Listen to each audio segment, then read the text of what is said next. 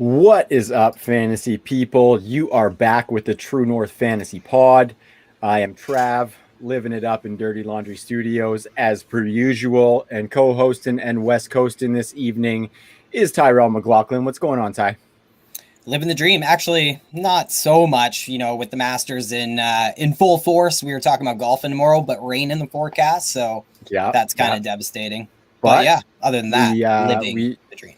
We checked out the Saturday forecast, though, Ty. I will let the listeners know, so it's not full disappointment. It's looking a little bit better on Saturday for us to potentially get out there and for myself, shank some balls into the water. So it's going to be great. And leave Link at home and hit the links. Yes, absolutely. Yeah, my shout out to my son Lincoln, by the way, just turned one yesterday. Yesterday.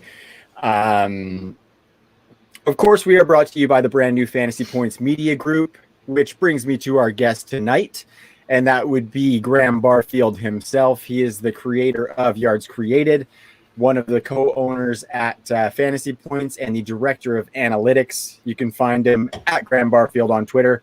Graham, what's going on, buddy? Thanks for coming back to the show. Yeah, thanks for having me. And happy birthday to Lincoln. That's awesome. Yeah, it's a big day. First birthday. Well, my girls turn 4 and 6 as of next week, so it's going to be a big couple weeks. Wow, God, you got a full house, man. I didn't realize you had 2 girls too. That's crazy. Absolutely, boys. So how about this for a podcast improvisation? I just lost a contact, so I'm just going full on no contacts this show, boys. Let's get it. Whoa! Are you like nearsighted or farsighted? You're a little blurry right now, and you're probably only about 1.5 feet away from me, but that's okay because the show sheet is right here, and it's only about 6 inches away, and I can still read that. So I'm gravy, fellas. Sorry about the little improvisation there. Don't rub your eyes when you have dry contacts, ladies and gentlemen. That's the moral of the story here. Damn. It's tough out there. Yeah. Squint mode. Yeah. All right. Yeah, so like I said, we are a part of the Fantasy Points Media Group. Graham, I want to say thank you as well because as Ben was building the group, I believe you may have put in a good word after you joined us last time, and Ben reached out and included us in the group. So thanks, my man. Yeah, no, you guys are awesome. And honestly, Ben putting together the media group was like all his doing, and he's an absolute legend. But yeah, we're happy to have you all. Happy to have the whole group together, and I think it's a good growth opportunity for everybody involved. So yeah, just super stoked on it. Yeah, and we are beyond thrilled to be part of the Fantasy Points Media Group, and as well to have you on again, Graham. And I won't go fanboy on you like I did last time, but I do stand by the comps that I made last time. And I encourage everyone to go back in the playlist on the YouTube channel, even in the short vids playlist. You can find some chopped up versions. Scroll down the feed in the podcast and check out our previous conversation with Graham. We talked, I think, all things running back pretty much in that episode, really seized the opportunity to have a Graham on in that sense. And on that note, last week we were, able to hop on and do an hour of this program on that Fantasy Points live stream. And that was a blast. So everyone should go check that out as well. It didn't hold a candle to the Points After Dark, Graham, although we did refrain, Trav, from talking armpit hair for a segment. So, we have that going for us. What we did talk about was the majority of the NFC teams trying to get out just as much pertinent stuff as we can from bodies coming in and going out. Just to pointing out some of the themes, some of the new schemes, but focusing on the biggest questions we have heading into the draft or even just post free agency, kind of taking the temperature of each team. And tonight we're going to do the same, but for the AFC teams. And the reason we aren't going to force Graham to talk about rookie running backs exclusively tonight is, number one, this isn't last year's class or 2017's for that matter. But also, I truly cannot imagine how busy you are right now, Graham. Like, yards created process, I would imagine, is all intensive. And I think this is probably the most intense time of that process, I would imagine. And for people under a rock, by the way, Graham is, if not the most important, like one of the most important guys to follow this time of the year, because it is that time of the year with the draft, and that means yards created. And again, we had Graham on before. We talked all things yards created, from what Graham is looking for out of running backs when it comes to statistics and stuff like that. I think we talked a lot about yards created, defined it pretty good. and ask some questions about what the ingredients are that make up that hearty fantasy soup or stew. I think it would be even thicker than a soup, so like a nice fantasy stew. And on that note, before we dive in, I was wondering, Graham, more for selfish reasons, but is there any news on yards created on that front? Like, what do you have coming for us degenerates? And are you going to be rolling out some of that goodness before or after the NFL draft? Yeah. So definitely going to have some stuff out. Think I'm doing 8 profiles before the draft, and then I'll update all of them like after we get landing spots. I'm also working on, I think I'm going to submit it tomorrow, but I'm also doing like a 5-year review of yards created and how it like stacks up in terms of like its predictive power. Cause that's one of the things I didn't know yards created would be so powerful at is predicting future fantasy points. Like I kind of just thought it'd be like a descriptive stat, but well, sorry to cut in, Graham, but last time we had you on, we talked about, James Robinson was one of the topics that came up, and I ran down the list of the highest scoring rookie running backs in the last decade, and all of them smashed in yards created. I think the only one who didn't would have been the muscle hamster, who was before yards created existed. So it has been incredibly predictive.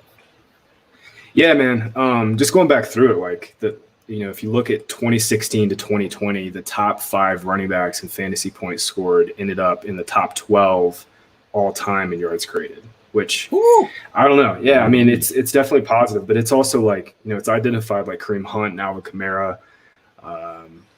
So the top end guys usually, it's been a pretty good success rate, but it's always one of those like fine lines where like you're trying to figure out if it's like, okay, is this just truly like how predictive is this? Because everything within football's context is a very small sample. So, but for the first 5 years, it's definitely been pretty good. Been pretty pleased with it. And on Fantasy Points, do you have I think I saw on the Fantasy Points website that there's like a database set up so you can actually sort some of these statistics when it comes to your yards created metrics. Yeah, we got that all up on the site. It'll be updated probably a couple weeks before the draft. Excuse me, I'm still charting. I got a few more guys left to chart, and then I got a bunch of writing to do. But yeah, honestly, this is the most fun I have. Besides like August and September, like the lead up into the season, this is probably the most fun I have, just from a project standpoint every year. So yeah, definitely exciting. Just real quick, Ty, before we get into it here, I just want to mention that if anybody wants to jump on the fantasypoints.com website and enjoy some of those tools, including Graham's yards created work, you can go there, and when you sign up, if you use the promo code 21TrueNorth10, that's all capitals, 21TrueNorth10, you can get 10% off of the entire suite of tools. So there's a bunch of DFS stuff, really good optimizer on there. They've got advanced leaderboards. They've got red zone data, all sorts of data there, as well as the draft guide that just came out, which is actually in app format, which includes a bunch of work from Wes Huber, the Debbie rankings, as well as years and years and years and years of film watching from Greg Cosell that he has turned into a bunch of player profiles for these rookies. So really incredible stuff that you guys are doing over there. And on top of that 10% with our promo code, there's an early bird special. So much like wide receivers and best ball, you can stack that and you can get yourself 30% off on all the Fantasy Points tools there, Ty. Just wanted to jump in with that stuff before we fire away. No, I love it. And let's just jump right in. And so because West is the best, sorry, Ben, let's start on the best coast here. So let's start with the Broncos. We're going to do AFC West. I got the Denver Broncos as our first team up because you have to go to Mile High with a full tank in your lungs. You know what I mean? Not that visiting teams have, felt that burden when they go to Denver lately. Denver is coming off their 4th straight losing season. And since Peyton Manning retired, this offense has been kind of just a hot mess. So offseason moves mostly on the defensive end, highlighted by the secondary. They extended Justin Simmons, brought in Ronald Darby, your boy, and Kyle Fuller, Nick Fangio's boy, was also brought in. So wide receivers and tight ends facing Denver next year are going to be in a little bit tougher than they were in 2020, in my opinion. And they've certainly spent the offseason retooling that defense. And I think it might be an exercise in futility when you just think of 4 games a year, playing against Kansas City, playing against the Chargers. I just can't believe what some of these teams in this division did this offseason. But some of the offseason moves on offense for Denver, they brought back Tim Patrick, who was Denver's wide receiver 1 in real life and for fantasy last year. Lest we forget Cortland Sutton, he is returning. And they also brought in Nick Vannett and my boy, Mike Boone, who is just an incredible late round best ball pick right now. There's also a new GM in town, although he inherits a head coach, inherits Pat Shurmur, probably answers to John Elway. But I think his mandate is pretty clear, boys. He needs to go get a quarterback. That was what he was, pegged to do. Nobody likes the too many mouths to feed argument, right? But when an array of weapons that consists of Jerry Jeudy, Cortland Sutton, Noah Fant, Tim Patrick, KJ Hamler, AOK, the running backs, like when they're all contingent on the play of a Drew Lock, I think it would be irresponsible not to pose the too many mouths to feed question. So maybe that's what I'm asking you here, Graham. You can weigh in on that age-old debate, but do you think Denver can upgrade at quarterback, and just how are you approaching this offense?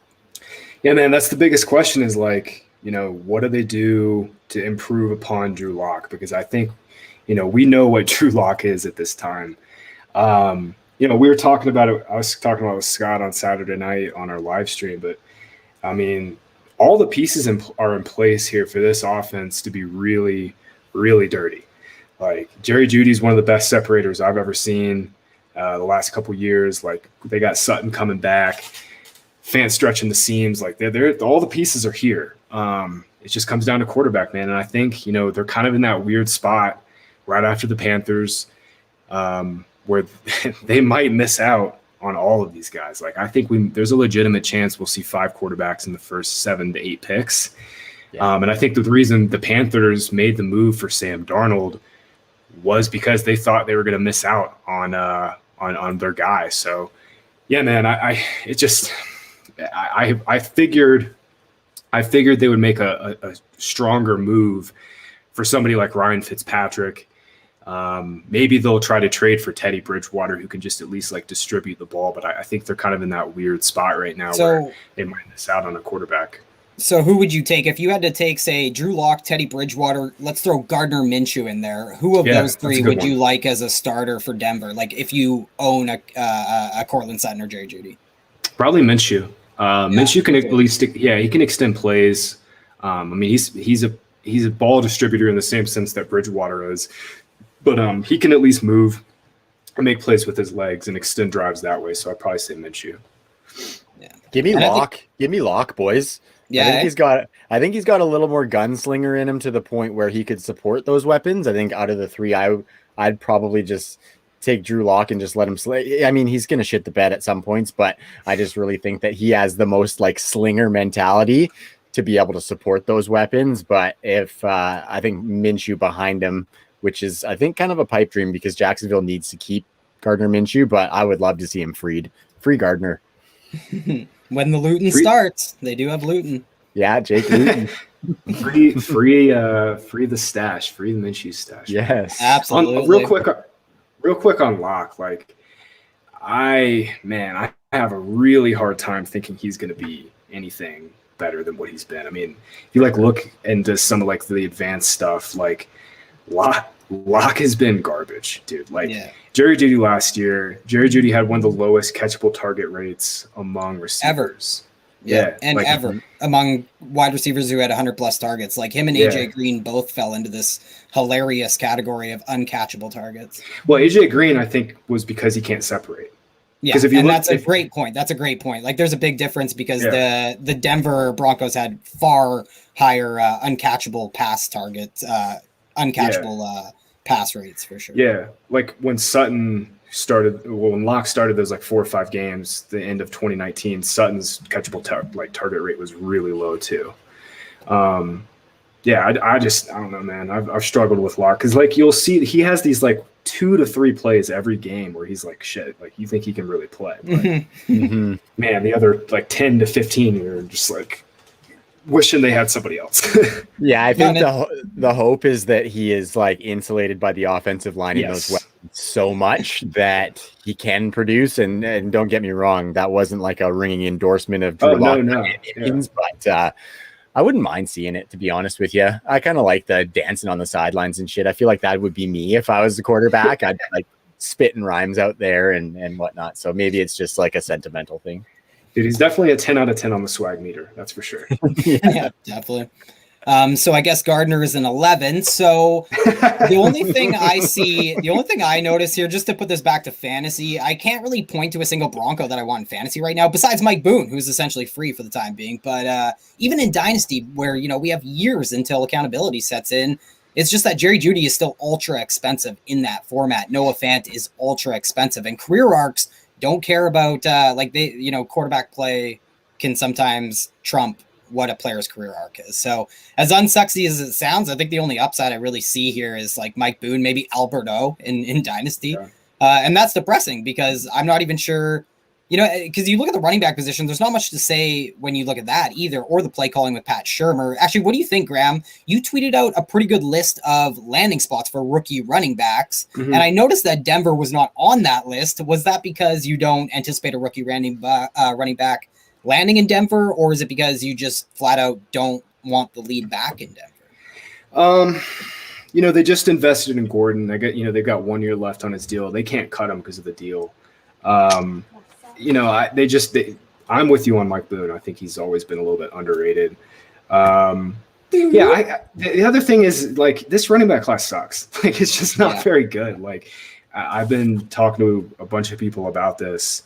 And the common sentiment is like after the big three, I feel the same way that like after the big three, there's like, it's basically just a bunch of day three guys. So I kind of feel like this running back class, I mean, there's like three clear teams like the Falcons, Jets, and Steelers who desperately need one. And then the Broncos for at least this year are fine. Yeah. Nice. I'll brush past the Mike Davis hate there, but let's go to wow. Hey, Graham, that's monumental for him to actually brush past any sort of hatred towards Mike Davis. That's a big thing. So let's go to the Chargers. The Chargers fired Anthony Lynn. Maybe there's some addition by subtraction right away there. But I talked a little bit about Denver, and we were talking about how their identity is kind of confusing on offense. I think we could say the same thing about the Chargers. I totally thought they would hire one of those hot commodities on the market, one of the offensive minds, be it Eric Bieniemy, Joe Brady, Kellen Moore. There was a bunch. Brian Dable was, linked to that job. They hired none of those dudes, instead electing to go with Brandon Staley, the Rams defensive guy. And the worst part is they kind of hired a failed politician type offensive coordinator in Joe Lombardi, in my opinion. Now, I'm willing to entertain the idea that these coaching hires don't suck, but it's pretty inarguable that the handful of other names just would have been more exciting for fantasy purposes. So, I think we would have just had a better idea of what the offensive identity would have been in for the Chargers. But I think for now we're forging ahead looking at, Justin Herbert coming into his sophomore season. Obviously there's a lot that he can do, but do you think he had such a good rookie season and there's so much, they've almost gotten worse this offseason, in my opinion, instead of better on paper. So do you think Justin Herbert does take that step in his second season? And do you think he can kind of elevate into that elite tier going forward? Yeah, so a few things. It's really curious that Shane Steichen left after one season. He obviously did a fantastic job developing Justin Herbert, who draft Twitter absolutely hated. I'm terrible at I don't even call it scouting. Like, I'm terrible at identifying quarterbacks. But everyone hated Justin Herbert. So it's super curious that Steichen moved on.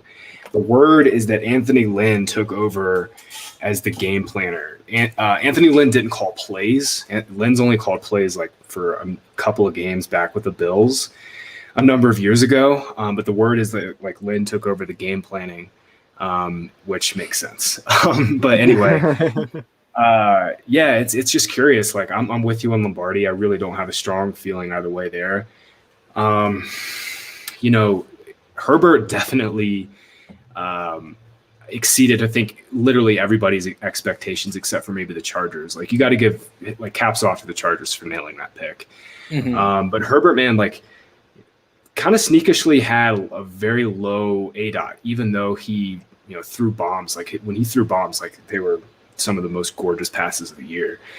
But yeah, I'm kind of with you. Like I'm kind of stuck in neutral on Herbert because right now in, the middle of April, I really don't have a strong feel for what this offense is going to be besides, them funneling the ball to Keenan Allen like they always do and getting Ekeler the ball in space. Like, man, that's what we should talk about is Ekeler, because and that doesn't and let's do that, because I don't think having to throw targets to those two players, that's why you're going to have a suppressed average depth of target. I think sure, that's true when it comes out in the wash a little bit. But I love it. I mean, I think Ekeler is kind of the big winner here. I mean, the Chargers negated to go with an offensive head coach or whatever, or a talented offensive coordinator. Yeah, but the biggest moves they did make were the two big offensive line signings. So in my opinion, the Chargers now have the best center in football in Corey Linsley. Yeah. They also brought in Matt Filer. If you're a Steelers fan, he's all right. So do you think the stars align? Like, is Austin Ekeler going to be a running back 1 in 2021, or do you prefer some of the more conventional running backs? Yeah, I do. I do think he's an RB1. It's wild. Like, in the games that Herbert started, Ekeler averaged more fantasy points per game than Alvin Kamara did as a receiver. Like, his target share is 20%. That's incredible for a running back. Mm-hmm. And I don't really think that's going to change all that much with Lombardi. I mean, Lombardi obviously comes from the Saints, and he was the quarterback's coach there, and he just was there for every year where Alvin Kamara was there. I don't think it's going to change too much. So 81 receptions for Austin Ekeler this season. 81. that's the repeating Alvin Kamara stat, right? Yeah. That's good stuff. So what do you think about their skill positions too? Because another guy who contributed to maybe that lower average depth of target would be Hunter Henry. He's out of the picture. Yeah. Surprisingly, he goes to New England. They did bring in old man Jared Cook. I didn't mention that. My point there is, of course, not to draft Jared Cook. It's not to cry into the breakout pillow regarding Donald Parham either. Sorry, XFL fans. But my point is the Chargers haven't really improved their skill positions this offseason. And I think that's one way the Chargers could inject some more life into this offense that we're kind of uncertain about.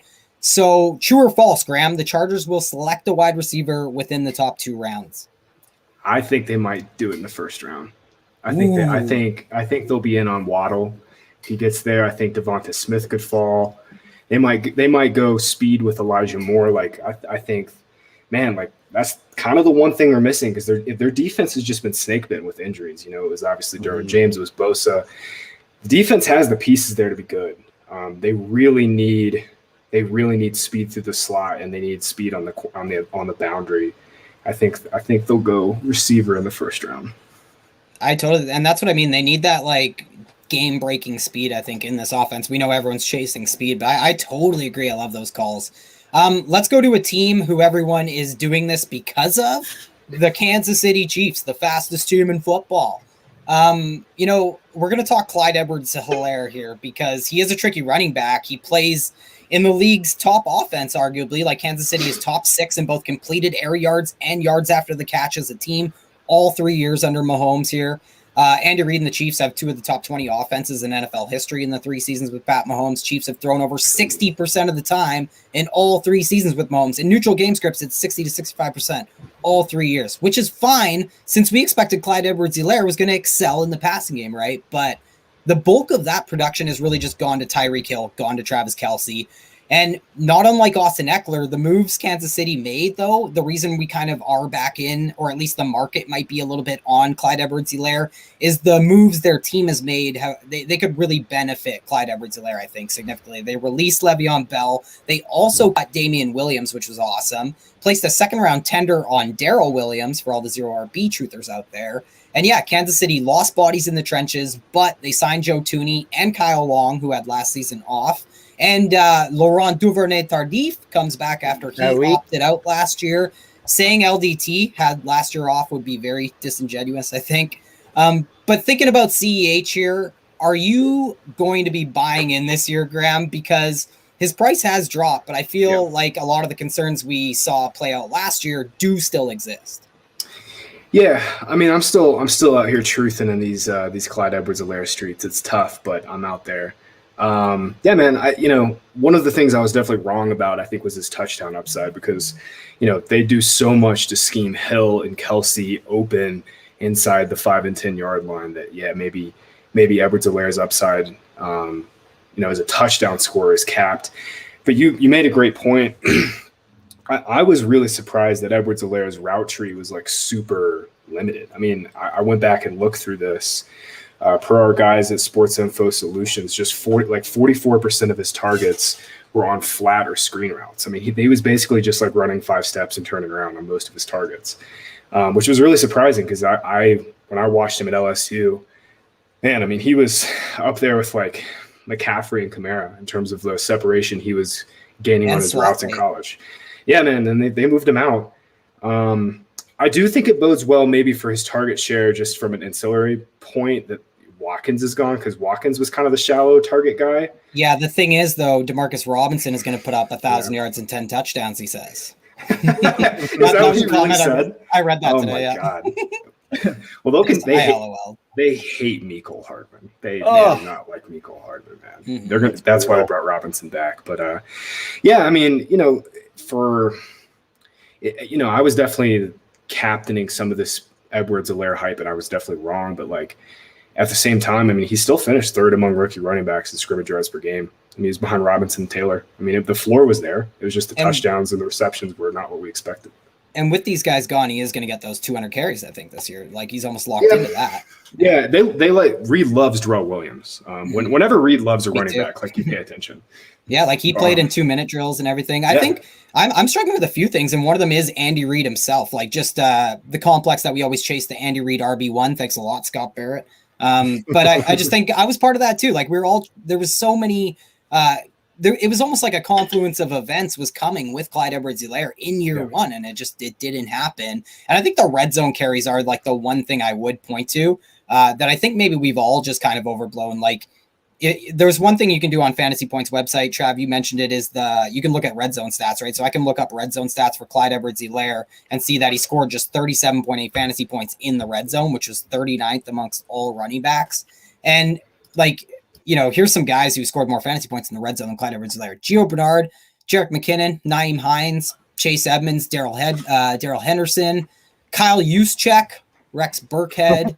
So this is pretty gross, right? And only 19 running backs had more red zone carries than Clyde Edwards-Helaire, but 36 running backs had more rushing touchdowns. And this had nothing to do with Lev Bell either. Like, running backs in Kansas City had just 49 red zone carries last year, and that ranked 26th.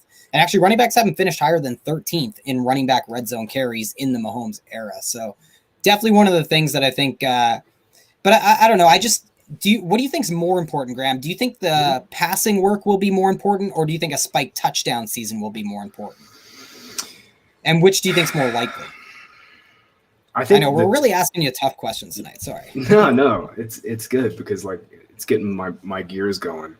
Probably the touchdown because, like, Hill and Kelsey they're going to gobble up 50 to 55% of the targets no matter what. I think high-end Edwards-Helaire could catch 50 balls if he stays healthy. But, yeah, I mean, this offense, we were drafting Edwards-Helaire for the idea of layup touchdowns, which Kareem Hunt got in spades. Damian Williams got in spades when he stayed healthy. I still think Edwards-Helaire will probably end up being, like, not maybe a true bell cow, but like 65 to 70% snap share, which at the end of the day, I mean, that's what Alvin Kamara does. That's what Aaron Jones does. So you can still have, RB1s in the top 6, top 8 that aren't true bell cows. Yeah. So I think we're a little worried about Clyde's ceiling, which sucks. Yeah.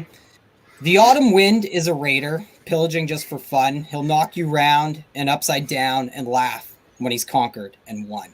Now, the Raiders' Diddy, guys, it kind of embodied their offensive line for years, right? Like, their offensive line has always been tough in Oakland and in Las Vegas last year, but this offseason kind of kicked off by the Raiders' offensive line looking like an elementary school basketball team. I thought it was going to be like a full fresh 5 coming in at one point. They still lost one of the best offensive linemen in the game, in my opinion, Rodney Hudson. They lost Gabe Jackson and T. Brown. What's worse is they have a 5th-round pick to show for all that. So, the Raiders did go in on the other side of the ball when it comes to the trenches, but I still think that defense is going to be a pretty terrible unit in 2021 for the Raiders. And these are statements that diminish our confidence in the Raiders having an elite run game in 2021 as well. And, we spent the majority of Josh Jacobs segment last time we had Graham on talking about how talented he is, how elusive he is, but how depressing a small uptick in the passing game was in his sophomore season. None of that's changed, really. What has is the offensive line, and the Raiders brought in Lynn Drake Jr. Kenyon Bowden. Damn it. The Raiders brought in Kenyon Drake. And my hilarious joke is just in reference to how quickly Las Vegas came out and declared Lynn Bowden Jr. as a running back last year, and how quickly the Raiders just proclaimed that Kenyon Drake will be used at wide receiver in this coming year. So, Graham, sorry to ask you about Jacobs again, but any chance he falls so far down that becomes a value, or are you just steering clear in the top few rounds? And then are you buying the Kenyon Drake usage? Man, couple things here. What I've been doing with Jacobs is fading him and like redrafting best ball, and I have him on a bunch of dynasty teams, and I'm just like dying. I mean, the Kenyon Drake thing is just so mind-boggling to me for a number of reasons. Number one, Josh Jacobs has been one of the most underrated and underutilized receivers as a running back, literally in NFL history. Amen. Since he entered the league, this is going to blow your mind. Since he entered the league, he is sixth among all running backs in yards after the catch. That's tied with Christian McCaffrey. He's second among all running backs in missed tackles forced per reception. That's second behind Kareem Hunt. Man, like now we got to deal with Kenyon Drake, playing on third downs, doing whatever the hell they're going to do with him, playing him at receiver. It's not going to happen. I mean, he's going to play like 2 snaps at receiver. The Drake thing is also silly just from a roster construction standpoint. Like, the Raiders keep doing these things where like they make really sharp moves. Like they got Nelson Aguilar on a league minimum deal, and he was awesome for them last year. Like, he turned into Deshaun Jackson, which was wild. Even replacing him with Smokey Brown this year is a fairly sharp move. Absolutely. I mean, John Brown for 1 year, $3.5 million was one of my favorite free agency signings. I mean, that was really sharp. But then they go out and they sign Kenyon Drake to the 15th highest paid running back contract, man. And you got Josh Jacobs, who, oh, by the way, you just spent 24 overall on in 2018. Like, and you throw 30% of the time to the tight end position. Yeah, Darren Waller's your receiver one. Like, and that's the other thing is like they've done such a great job converting Waller from receiver to tight end. Like that, Gruden has gotten way too much blame at times because man, he there's like little like things like that like he just doesn't get enough credit for. But then Mayock and Gruden do something stupid and sign Kenyon Drake to this deal when they need corners, they need safeties. They have the worst safeties in the league. Like, it's not even close. Like, they can't even go after free agent safeties. Yeah. It's just frustrating. As a Raider fan, I'd be really, really frustrated. Yeah. And I tweeted out some pretty gross splits. I can't remember when I did that. Maybe I'll retweet them so they come up fresh on my feed, but just some splits, like how lucky Josh Jacobs has actually been to see the amount of carries he has. You know what I mean? I know how frustrated we've all been in the passing game. I'm right there with you. But he has enjoyed this huge workload on the ground, and that is at risk now. And it's been frustrating if he doesn't get that. He hasn't really scored a lot of fantasy points. He's also been relatively touchdown dependent because of the lack of pass catching. That's just what happens. So yeah, it's just really scary to think of, and not that he can't be a league leading tackle breaker going forward, just so he can break off some big plays, just so he's not a boomer bust option who's touchdown dependent, which he still might be when it comes to getting those spiked weeks, which you're chasing from your running back 1 and running back 2. And maybe I'll just cap off the Raiders here, hand it off to you, Trav, by saying Gruden, Mayock better fucking crush this 2021 draft. And I worry they're going to even compound their mistakes by doing the age-old thing where after you fuck up a couple drafts, you go back and take a super safe player in the first round. I have zero faith in this regime, to be honest, outside of some of the ways that John Gruden, to Graham's point, uses the weapons. Yeah, I really like the point about that Aguilar signing, and it's just like you said, the good doesn't get attention because the bad just overshadows the shit out of it. And Ty, just on that missed tackles for Josh Jacobs, with the way they decimated their offensive line, and then paid Kenyon Drake a bunch of the money they could have used to allocate there. I think Josh Jacobs is going to have to break a shitload of tackles for us to be able to realize what we need out of him with where we're going to pay to get him. And, dynasty rosters, if he's your running back one, you're shaking in your fucking boots right now, gentlemen. I definitely am. I have a keeper league where my team was just decimated. I had to start all over again, and he was my number one running back, and I am fucked. But we got to air that dirty laundry one day on the pod, not tonight. Yeah, I don't want to talk about it right now. I am in Dirty Laundry Studios, but it was a major fuck up on my part, and it's really embarrassing. So I'm not going to talk about it. I'm just going to tease at that. Graham, maybe I'll tell you after the show, but I don't want to, please do it. Don't want to do it for all 7 of our listeners. So we're going to go to the AFC's Dirty South now. We're going to start. With the Indianapolis Colts. Obviously, they did a little bit of work this year. They made some waves in the offseason, not necessarily for the quantity of moves that they made, but more, let's say, for the quality or say the importance of the position they attacked in quarterback. So after one season of Phillip Rivers T-Rexing the ball all over the yard, they picked up my boy Carson Wentz from the Eagles for a 2021 third and a second next year that could turn into a first if Carson Wentz plays 75% of the snaps or if he plays 70% and they make the playoffs. So here's hoping Carson Wentz gives them a full 16 this season, not only for my Eagles, but for the Colts as well. So I'm curious, Graham, though, with Wentz coming in there, reuniting with Frank Reich, who we love, Jonathan Taylor in that backfield, and, some questions at the weapons. Do you think Carson Wentz is a really good upgrade for this team, or do you think it might be a swing and a miss? Yeah, I think, man, the Wentz thing is so nuanced. It's so difficult because, those 17 and 18 seasons were, he was an actual MVP candidate. I maybe wouldn't put him in the top 2 or maybe even top 3, but he was in that conversation. And then the last years have happened, and man, his accuracy, the biggest thing is the accuracy. The accuracy was just gone last year. And look, some of that's play calling.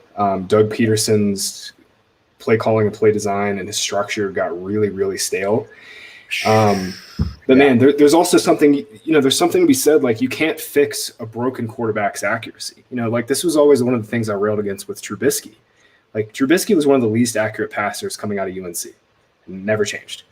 Wentz at a time, before maybe all the injuries, he was one of the top 8, top 10 most accurate quarterbacks at all field depths, and that's completely shot now. The good news is, Frank Reich will obviously understand Wentz's strengths and weaknesses. I think we're going to see a lot more designed, shallow throws. Doug Peterson, man, God bless him, but he was throwing Wentz back in seven-step drops against behind a bad offensive line, trying to throw a bunch of deep routes. it was freaking painful to watch. Wentz was not helped. No. I think he threw 2 drag routes to Jalen Reagor, which was insane. But no, I think, it's tough. Rivers was, fine. He was serviceable. They got to the playoffs, whatever. But Wentz does give them that long-term upside that they've been looking for. And honestly, I think it was a fair deal for both sides. The Eagles got the contract off the books. They have the upside, hey, if they're right, they get a first-round pick next year. And, the Colts maybe have the quarterback of their future. But, yeah, man, I really don't have a strong take on what type of player Wentz is right now. Yeah, and I am all for the move. I didn't really want Carson Wentz to leave because I liked him, but I got that the writing was on the wall. And if anywhere, I did want him to go to Frank Reich in that good situation in Indianapolis behind the O-line. I do think a lot of his struggles, especially last year, just from watching, was mental. I think the Jalen Hurts pick got way in his head, way in his head. Sure. And he was playing for his job before he even stepped out in week 1, I think. So I think with, a fresh mental headspace with a coach he's familiar with, I think he really could thrive in that offense. But that brings me to the next question, Graham. T.Y. Hilton is back. Zach Pascal is back. He was a second round tender, I believe, for Zach Pascal. Michael Pittman, obviously, we want him to take the sophomore step. I'm curious whether you think, much like the question on the Chargers, do you think the Colts are going to add any weapons in the first couple rounds of the draft?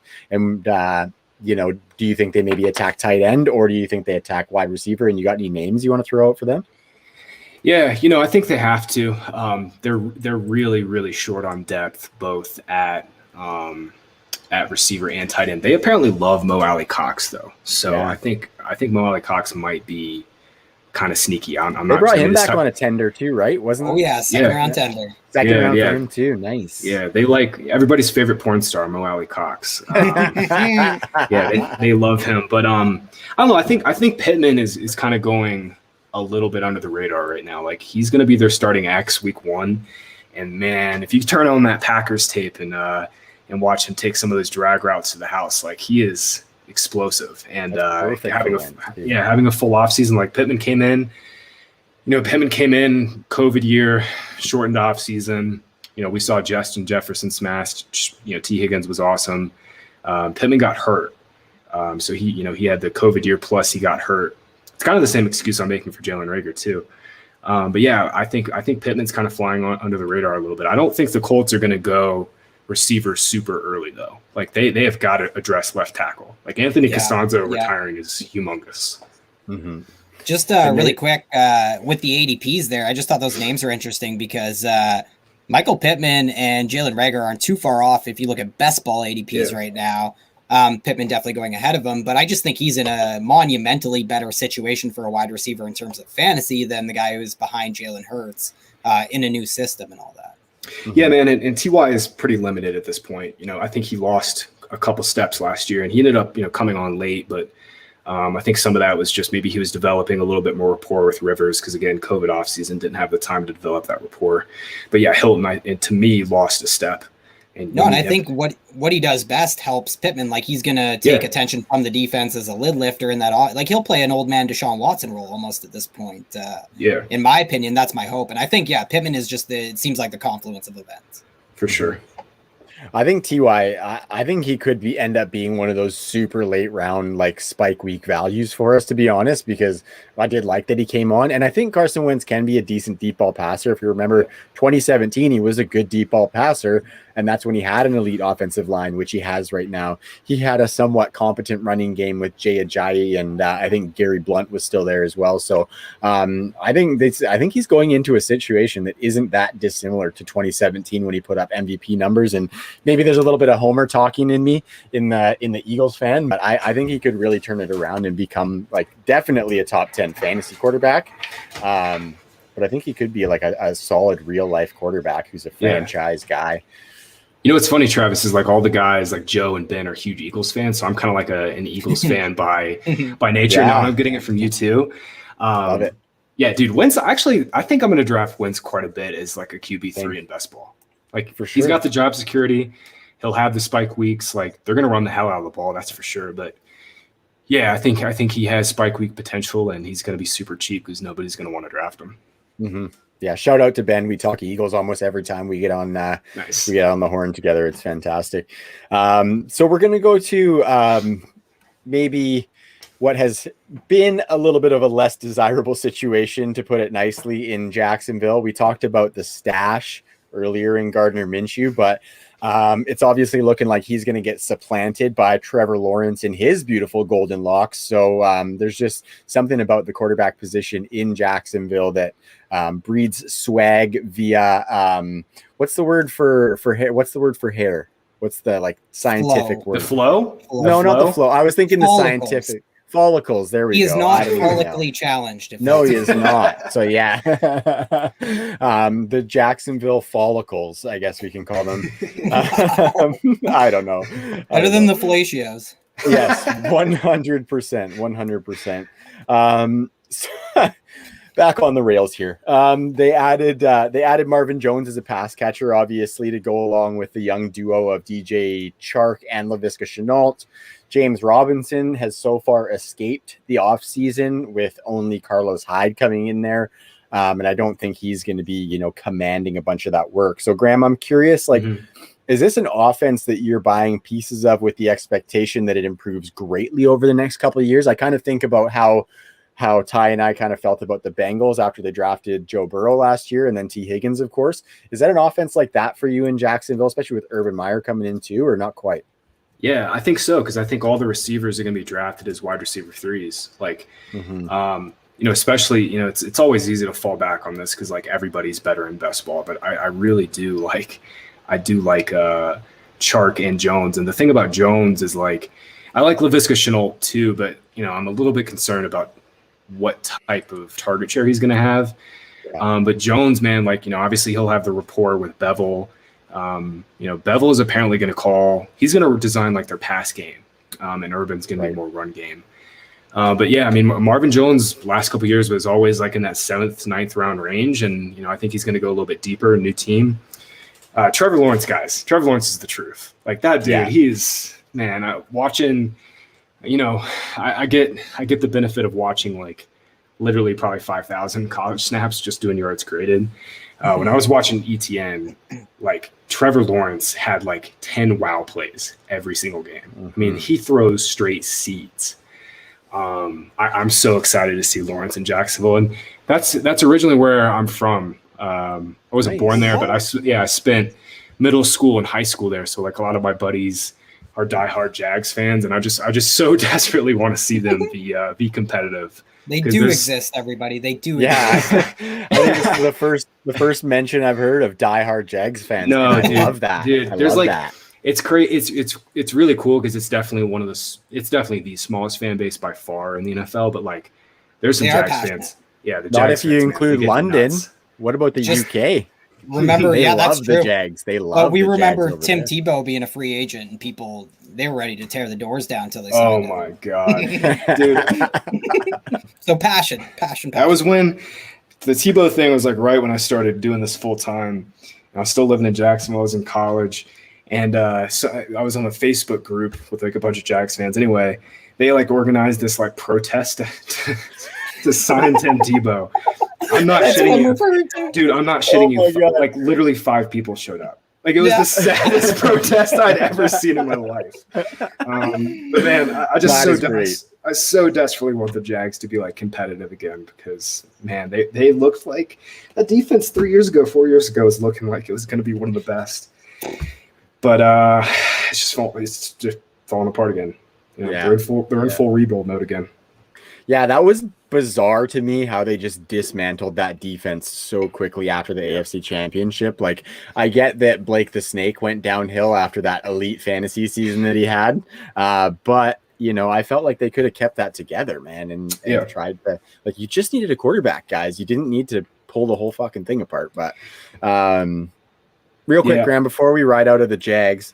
They got 5 picks in the top 65. Are they more likely to add high at wide receiver or at running back?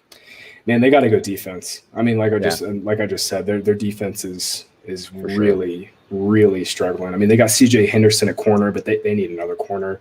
They need safety help. They need defensive line help, which is crazy considering where they were a couple years ago. Yeah. I think they're going to go super defensive heavy because I think Lawrence will immediately, like week 1, be a game changer for that offense. Like, man, they could throw like replacement level receivers out there, and I think Lawrence would still be fine. Yeah, and I don't think they necessarily have to add more at wide receiver. Like, I think DJ Chark gets wildly slept on. I'm big on DJ Chark coming into this season. I'm with you on the Laviska one where I kind of question the type of volume that he's going to get. A lot of people are like taking him to the bank right now. So I would say maybe pump the brakes a little bit on Laviska. Going to move on from the Jaguars here. And actually, Graham, I want to gloss over the Texans a little bit here just because, we got to save a little bit of time here, obviously, to see if we can get through all of these ones. But there's a ton of uncertainty here, just a ton of uncertainty, especially with the Deshaun Watson factor, and he's really the only design. Oh, Trav? Did he freeze up? Yeah, I think he froze up. Oh, no. So, yeah, we didn't want to talk about the Texans because there's just nothing to talk about until we can kind of get through this storm that obviously the Texans have found themselves in. And I think it's a storm in Houston, regardless of any of the fallout that does come. Would you agree that maybe Houston, Detroit, there's only 1 or 2 teams that we can look at and say these are going to be the worst teams to tie to for fantasy in 2021? Yeah, man. The Texans, beyond the Deshaun Watson thing, which obviously we got to let play out. They're their plan was literally to sign backups, like a shit ton of backups to a bunch of 1-year deals. Like they signed like 20 dudes that are literally like number 3 players at their position. Classic death by 1,000 cuts. I think they for better or worse, like, Jack used to be AKA Littlefingers running the show, and for better or worse, like I think they were going to trade Watson before everything came out. Agreed. They were planning for that, and then obviously the Watson news has been really bad, and it does not sound good for him. But yeah, man, I think they've got to just completely tear it down. How freaking crazy is it that Laramie Tunsil turned into 4 first-round picks? That still blows my mind. Yeah, man, this team is just it's tough out there for Texans fans. Between the Rockets and the Texans, I feel for Houston sports fans, and then you get the Astros, and that's another conversation. But they do get all the free agents because of the tax rules. True. That's a good They point. can get out of my face. Yeah, that's true. Us Canadians really get hit with that, like, because we have to follow hockey, obviously. So in the NHL, they have massive advantages over a Canadian market for signing free agents. Yeah, that's a good point. And much less pressure to even make those signings. What, like, is it like just the structure of Canadian taxes? Is that what it is? Yeah, like basically say Steven Stamkos got $10 million that time. Like he stayed in Tampa Bay because Florida has no tax, so he just gets that $10 million. If he goes to Toronto, he's taking home like what, 6, 7, 8, somewhere in that range. Yeah. Florida, man, their tax system is badass. Yeah, nice. Yeah, I miss it. Everything else, that's up for debate. Exactly. Except Jacksonville. Honestly, dude, Jacksonville's awesome. The beaches are great too. So gotta give them that. All right, fellas. So I think you lost me there for a sec. Sorry about that, but Ty, I appreciate you picking me up. I was just yapping into the ether there, so I appreciate them. And I do want to give a big shout out to my wife, guys. She brought me down a new pair of contacts, and I am ready to rip. So shout out to wifey for that. We're gonna move over to Tennessee. We're gonna talk a little bit about the Titans. Definitely gonna see some change for the Titans, not only because Corey Davis and Johnny Smith left. I think those two guys can probably be replaced. I think the biggest subtraction was the loss of Arthur Smith, their offensive coordinator, who is now the head coach in Atlanta. Todd Downing got the promotion to offensive coordinator, and he's had a cup of tea as an offensive coordinator before, but not anything crazy or like crazily productive. I'm curious to hear about what you think about Arthur Smith's departure, and whether you think it's going to have a major impact, or do you think that maybe AJ Brown and Derrick Henry are enough to cure those ailments, Graham? AJ Brown, 150 targets. Let's go. Let's go. No Jonnu, no Corey. 150 of the 200 passes thrown by the Tennessee Titans this year. Yeah, that's for sure. Yeah, man. I just want to see AJ Brown in like a true alpha, like 25, 26, 28% target share. Like that'd be the goal, man.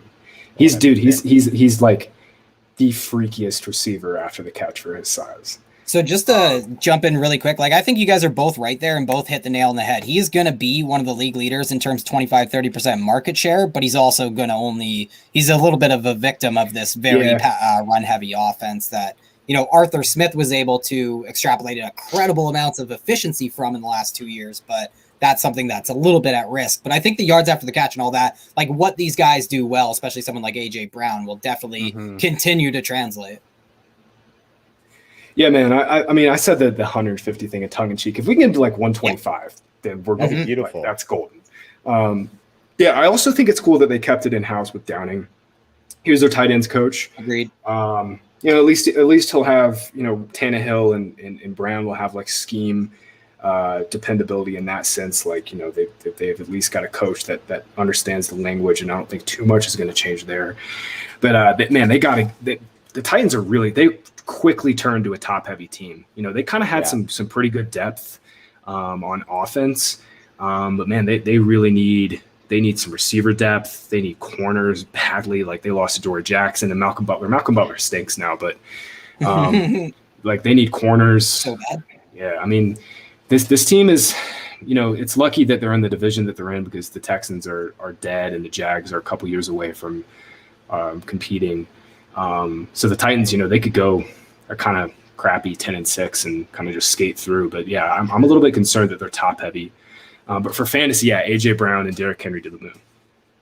Yeah, for sure. And they did actually bring in Josh Reynolds, who, we've talked a bit of best ball stuff. I think Josh Reynolds could be a nice late round best ball guy for somebody who could give you those kind of spike 20+ point weeks here and there, off some deep shots from Ryan Tannehill. But I like how you mentioned that he was the tight ends coach, because there must be something in the water or the tight end room in Tennessee, because Arthur Smith came up after being the tight ends coach as well to be their offensive coordinator. And I do like the fact that they kept that in-house.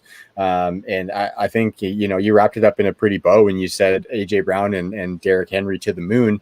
I do think Anthony Firkser is a nice little late round tight end guy. We know that the tight end target share should be there for this team. They've kind of like to do that. And honestly, like, unless they add wide receiver hard in the draft, or maybe tight end, which I think they could probably target one of those not Kyle Pitts guys, like a Brevin Jordan, maybe a Freiermuth or whatever, to kind of fill that Jonnu Smith, which I would like, right? So I think the beauty of it is we just kind of know that it's going to be a funnel, so we know where the production and the offense is going to be. But like you guys mentioned, like, it's not going to be anything like Kansas City Chiefs pass happy or anything like that, unless the loss of all those secondary pieces makes it so they have to actually throw the ball to keep up with teams if they're giving up a bunch of points. But AJ Brown, wide receiver 1, let's fucking go, gentlemen. I think there's a lot of room for this offense to be condensed too. Like, you think of a team like the Saints, who have been a very condensed offense. That's why we love the Michael Thomas Alvin Kamara, but you don't have that 30% market share going to the running back position like you do in that New Orleans offense. So I think there is upside for, AJ Brown has a very wide range of outcomes, I think. And I think someone like Josh Reynolds has a range of outcomes so wide that he could be coming into be that X opposite AJ Brown. He could also literally just be there to go deep, Khalif Raymond style. I don't know. One other thing, guys, before this is totally off topic, but did you see that AJ Brown was contemplating the move to number 1 instead of 11? They cleared up all of the number restrictions in the NFL, so guys can change their numbers to whatever. Like, wide receivers can be from 1 to 49, I believe, and then in the 80s. So I'm really excited for those single digit numbers. That's totally offside. If AJ Brown's wearing number 1, like, that guy's getting 2,000 fucking yards, guys. Changes everything. Yeah. I'm with you, Ty. I hate it too. Like, your receiver, your number should be in the 80s. Damn it. Yeah, it's like a goalie wearing number 79. Like, I just hate that stuff. Yeah. That's fair. I mean, we grew up watching. And this isn't a conformity debate. This isn't a conformity debate. It's that you want a kid to wear it's like number 19 in hockey. Like, it's just a centerman's number. Everybody knows that. Nobody touches it.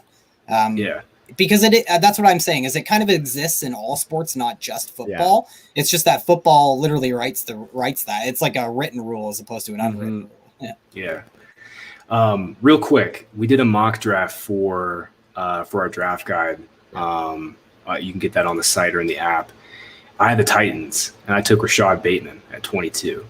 I would love to see Bateman there, because I feel like Bateman, outside of Chase, he probably has like the highest floor among receivers. Like, he can immediately come in and be a week 1 starter, and you kind of know what you're getting. He'd be a really nice Corey Davis replacement, I think. What they could do is, like, if they take Bateman, they could basically just like treat Brown and Bateman as co-X receivers, and they could just kind of rotate them through. I'd love to see the Titans take Bateman or at least a receiver in round 1, because I'm a little bit concerned for Brown, just in the sense that he's going to get bracket coverage like every single play if they don't have some sort of speed element on the boundary. What about Terrace Marshall? Obviously, like, his floor is 0. I like that better, but just because ceiling of the speed element. Yeah, and I think he brings a little bit more speed than a Rashad Bateman would. Like, I like Rashad Bateman's speed too, but I think I like both of them. I just think they might have to double dip and bring in 2 elements. Like, that's my whole point about Josh Reynolds. I just don't know what the hell he's supposed to do in that offense yet. Because I think they definitely need to replace that element for play action, especially Khalif Raymond. But you also obviously need that threat opposite A.J. Brown, which I definitely think, like Rashad Bateman works so well because there'll be a lot of 12 personnel, 2 tight end sets, and he can play anywhere. He can play in the slot. He can play outside. You can move Rashad Bateman around, and he can operate in almost any fashion you ask him to.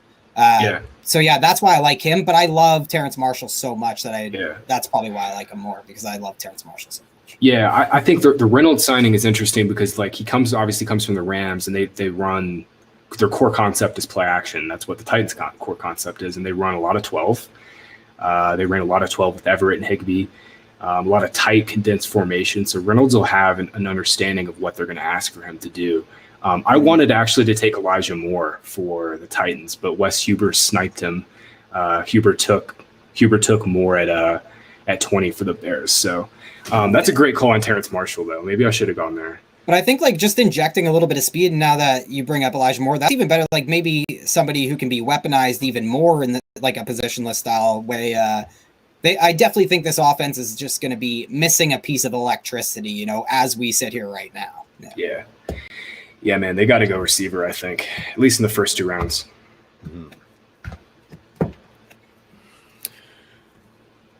So we're at about an hour, Trav. Do you think we should make this a 2-parter and wrap her up? What do you think, Graham? You want to kick it for a few? You want to rip through the AFC East? Yeah, let's do it. I'm good for as long as you guys want. Beautiful. Ty, rip it. That's a dangerous game, friendo. Careful what you wish for there, Graham. Yeah, well, the Bills are interesting. Like, Brian Daboll was retained. I think that's a big thing I wanted to mention for the Bills this offseason. Heading into 2021, I think we would all agree that the passing game is what we're chasing in Buffalo. There's been some incremental changes. They cut John Brown. They signed Manny Sanders, also brought back Isaiah McKenzie. I think the elephant in the room that nobody is talking about is how much is Josh Allen going to regress. I mean, he had a top 5 fantasy season by a quarterback ever. And I think I'm going to do a separate video, Trav, just laying out why I think he is going to regress. I'll talk about win rates. The Coles Note version, though, would be touchdowns, play action, deep passing. The fact that he basically lapped his career totals of 2 years in 2020.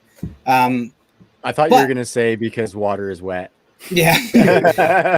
We talk about guys who can't get more accurate. This is like a very rare example of a quarterback who not only broke out after his sophomore season, but he actually did it via getting much more accurate. It's just such a rare instance. Ty, can I jump in real quick there, actually, just because this morning, Graham, I was just on YouTube looking for some stuff to watch, and I came across last offseason, you guys had a fantasy powwow session with like the entire Legend staff at Fantasy Points. I remember that. And you guys were talking about that, and like you guys were all talking about how like oftentimes people say that the accuracy cannot be fixed, and like you can't do that. And remarkably, like Josh Allen did the unthinkable essentially by becoming much better. And so I think that's just kind of a testament to him, because a lot of really sharp people were not really on board with thinking that he could do that. But Brian Daboll and Stephon Diggs came in and helped him out in a big way.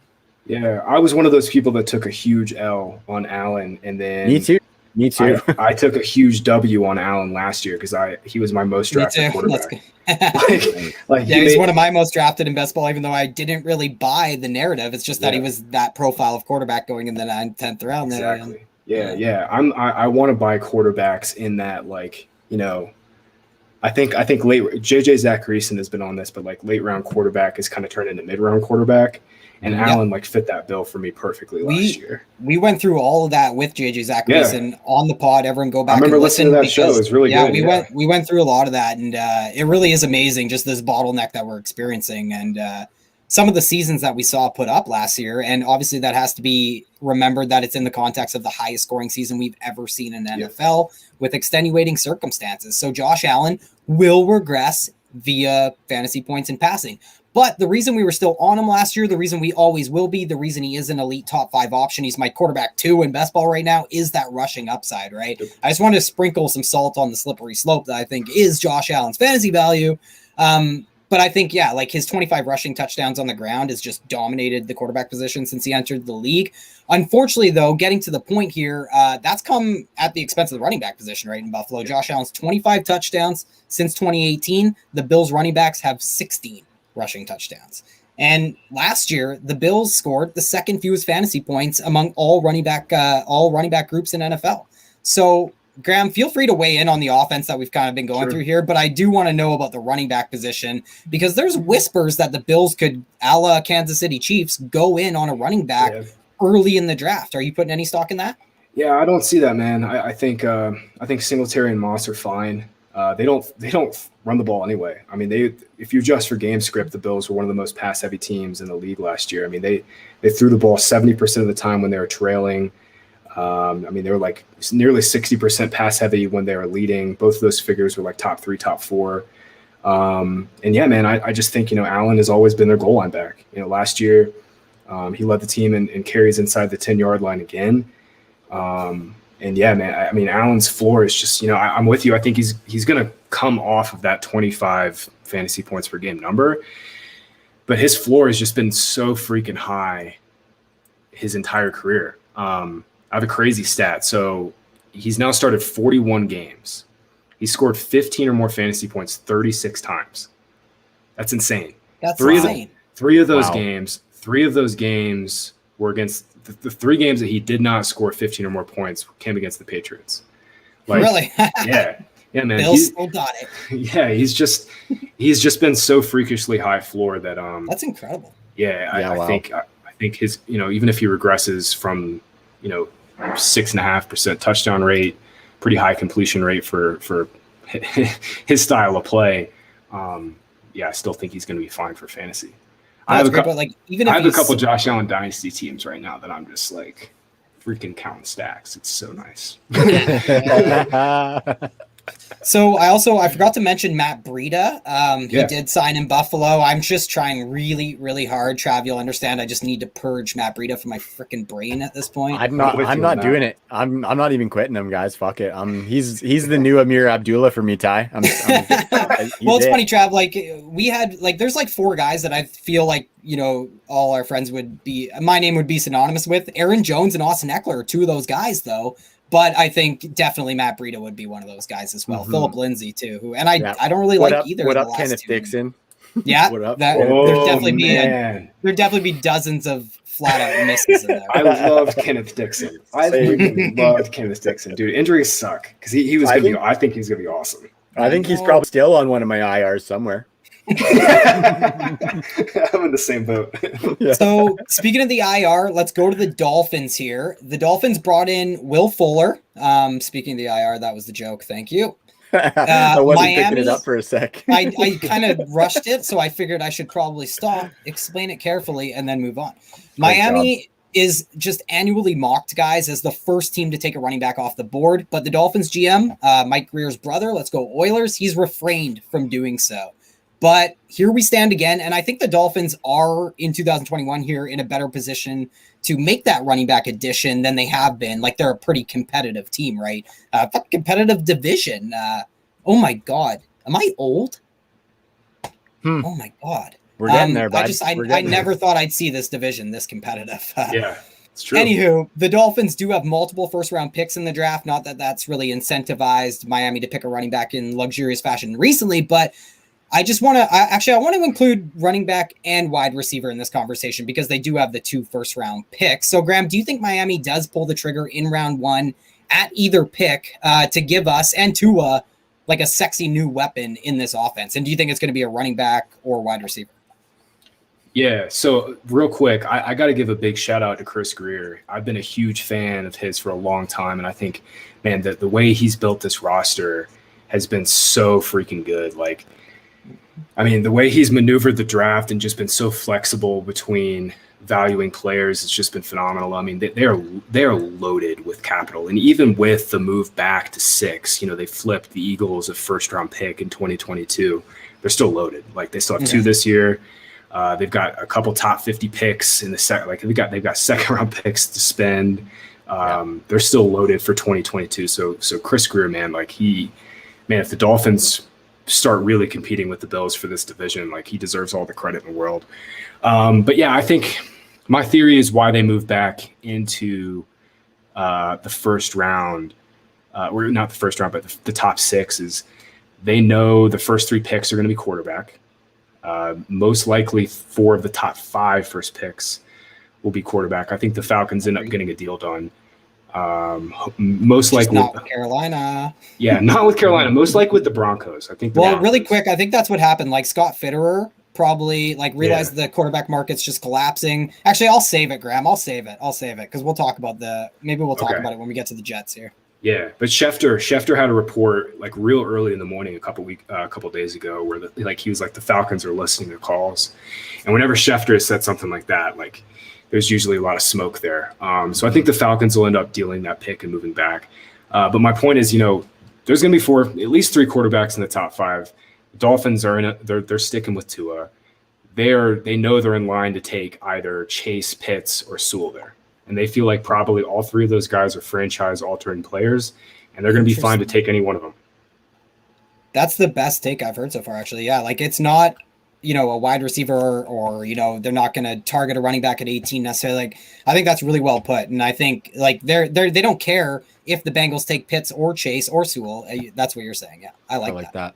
Yeah, man. I just think they're in such a good spot. And, like, the first trade with the Niners was such a freaking home run for them. Like the Niners are just clear. I mean, the Niners, it worked for both teams because like the Niners are so close. Like they know Jimmy Garoppolo.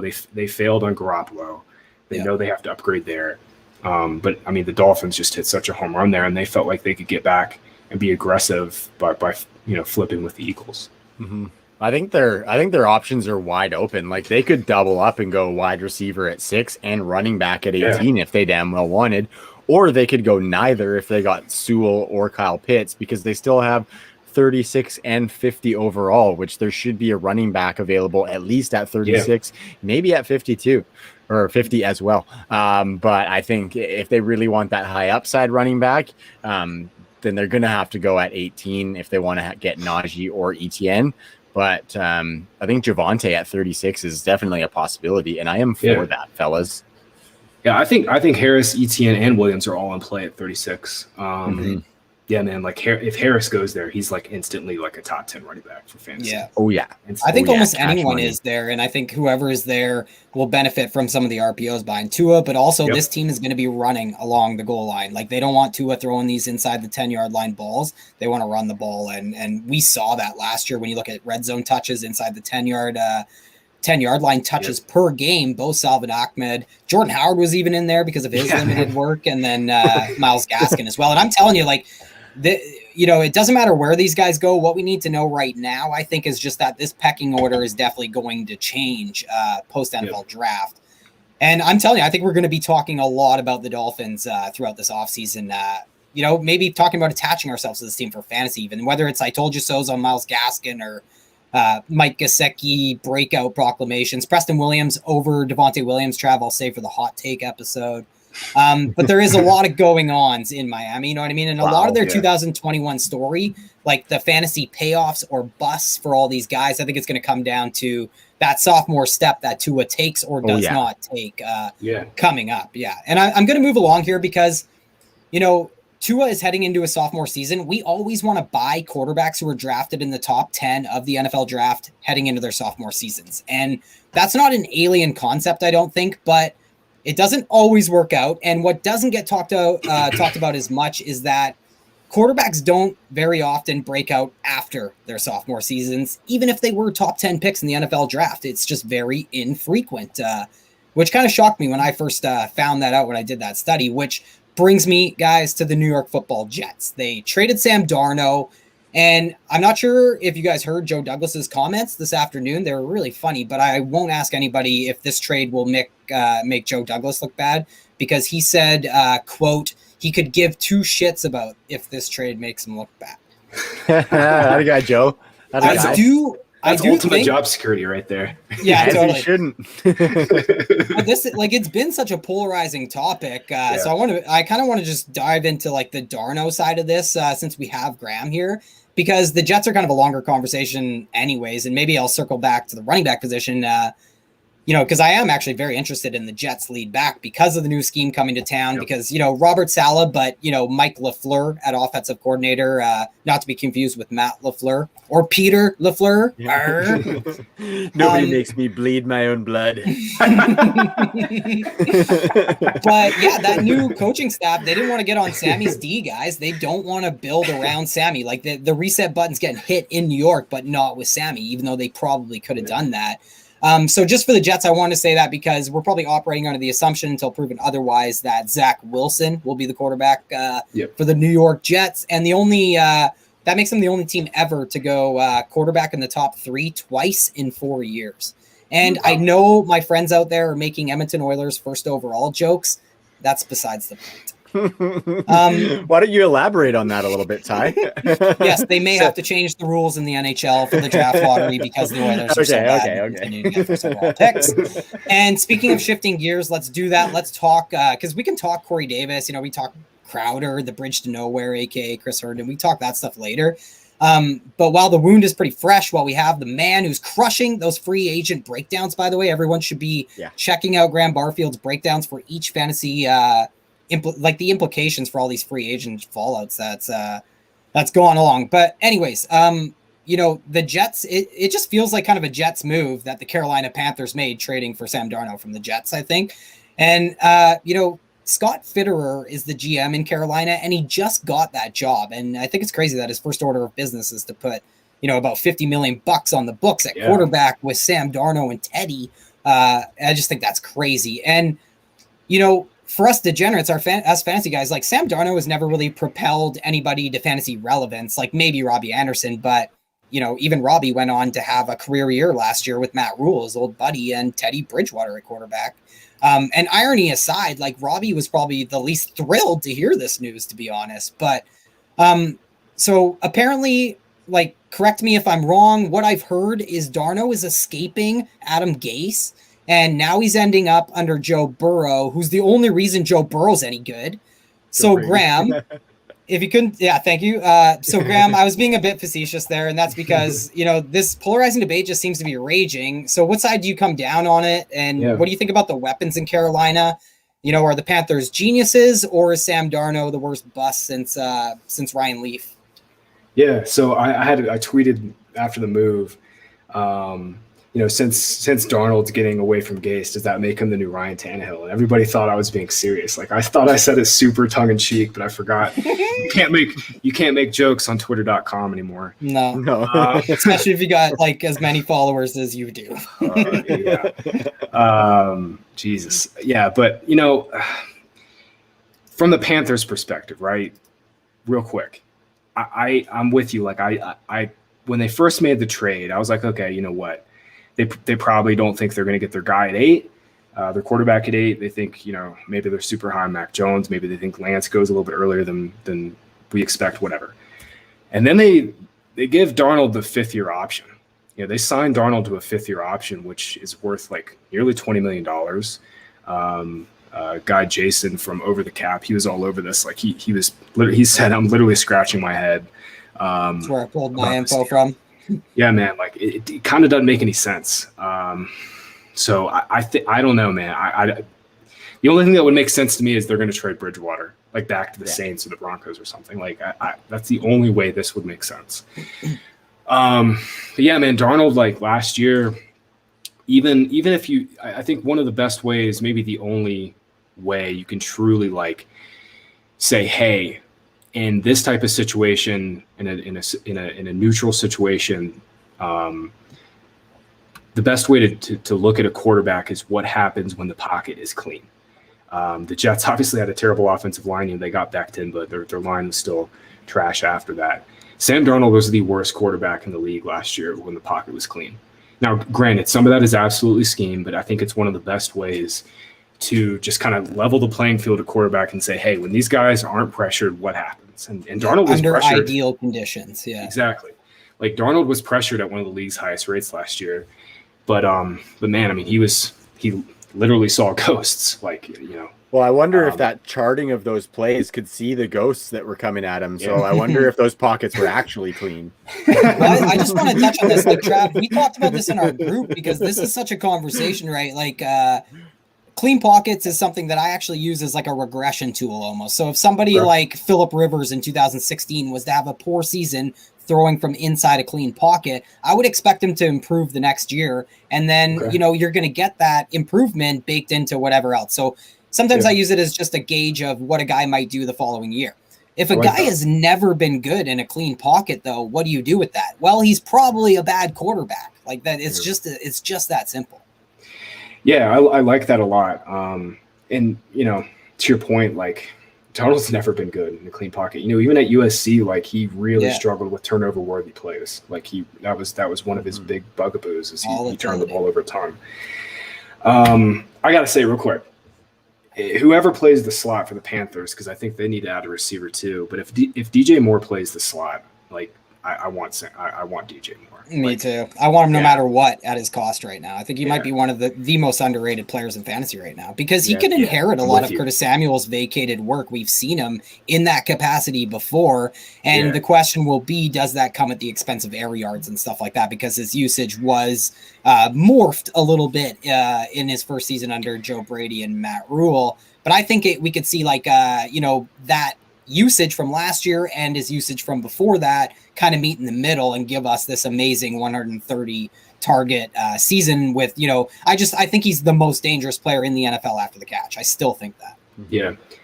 I'm with you on Moore. I've kind of been like for redraft, I've been pretty tepid on Moore just because of their quarterback situation the last couple of years, but I think this will be the year I'm like really in. But the Jets, man, like I think they're outside of like the Falcons. Sorry, Mike Davis. But outside of the Falcons, like I think the Jets are my favorite spot for a running back. Like they just have they have nothing. Yeah, and I like Mike Davis love aside, I definitely think, especially if it's one of the top three, you know what I mean? Yeah. So if one of those top three, like, and especially I think the Jets are even more, actually maybe Atlanta falls into this too, but we've seen Atlanta and Arthur Smith have success with a bigger back like Derrick Henry, so Javonte May. But I think Travis Etienne would just be such a perfect fit in with the Jets, you know what I mean? Because in this outside zone scheme, he's just so perfectly suited to play that role. And Sam Darnold is a guy, Zach Wilson will be a guy who could use a dump off option. I know, because you might want to limit Zach Wilson going off script is what I'm getting at. You might want to teach this guy to check down immediately or else he could get himself hurt really quick. I'm with you on the. So he looks 13. You nailed the ETN thing. He does look 13. That's super weird. Like, there's no way he can grow a beard, right? There's no way that little baby can grow a beard. No, absolutely. But no, I love your ETN call because I'm with you that he needs to be in an outside zone to really hit. And LaFleur is going to run the McVay scheme. So I mean, it's going to be outside, inside zone, and that's what ETN needs to be in.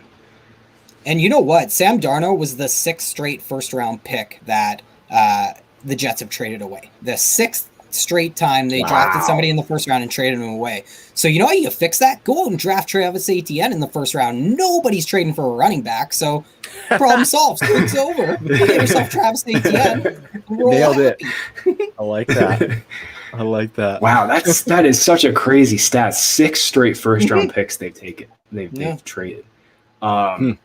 So Quinnen Williams, Jamal Adams, yep. Leonard Williams, yeah. And they're all still crushing it. That's the funniest thing. Is Sheldon Richardson one of those? Oh, Sheldon Richardson would be one, yeah. Yeah, he would. No, I think was Sheldon around? He might be before the 6 years. 6 years. Regardless, he still counts towards that. That's crazy. Yeah. Wow. That's nuts. Yeah, that's definitely one of those. You won't see that again for a long time. Yeah. Jet's gonna jet. Yeah, Jet's gonna jet after jettison and Sam Darnold. So I think we are really on board with the running back situation. We want the lead back in New York. Just want to make sure that's said loud and clear. The Patriots, we could be here all night until the draft if we talked all Patriots talk. So I mean, Graham, talk about whoever, whatever the hell you want, but let me know if you want anybody in this offense for fantasy, because we could talk about all the moves, but they're all attached to Cam Newton, which was kind of the first move that kicked off this offseason for me. Yeah, the Cam thing was a little bit surprising from just like,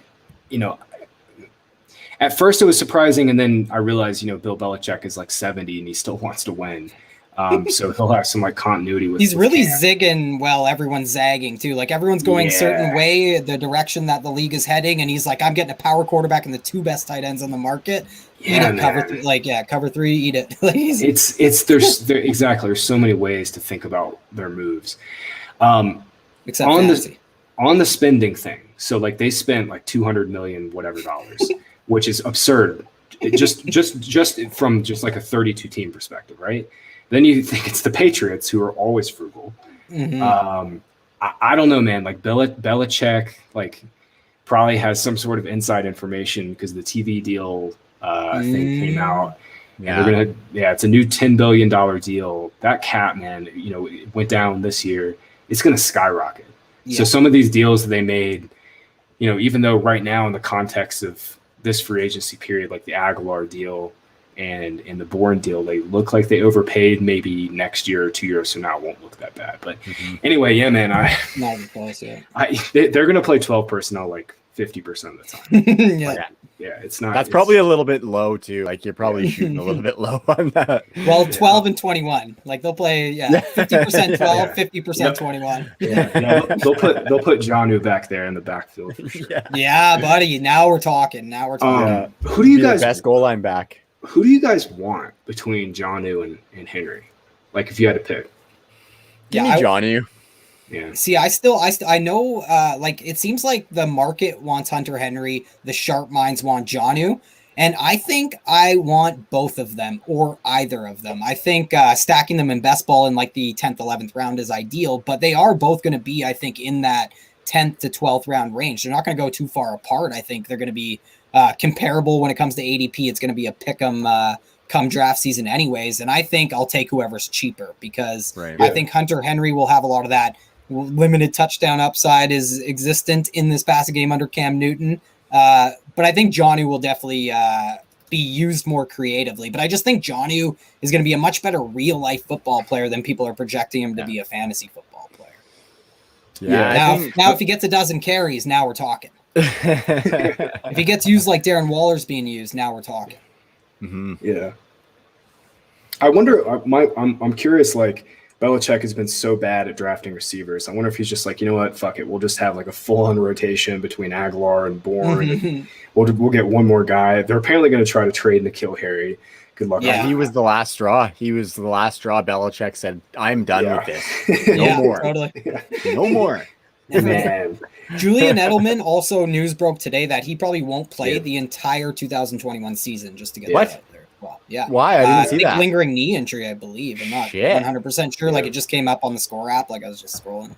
Yeah, I think he was dealing with that in 2019 too. There's something more going on with that. Yeah. Wild. Sure. Yeah. Damian Harris, real quick.